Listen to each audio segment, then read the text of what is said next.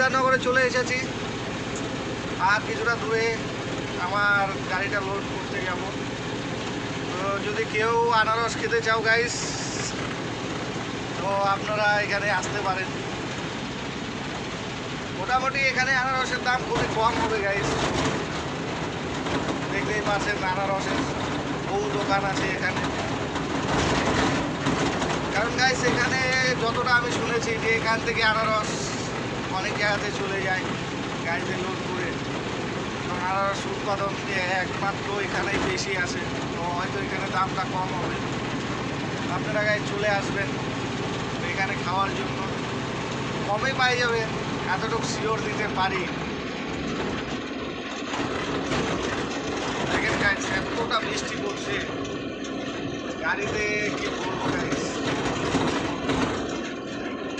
এই বৃষ্টিতে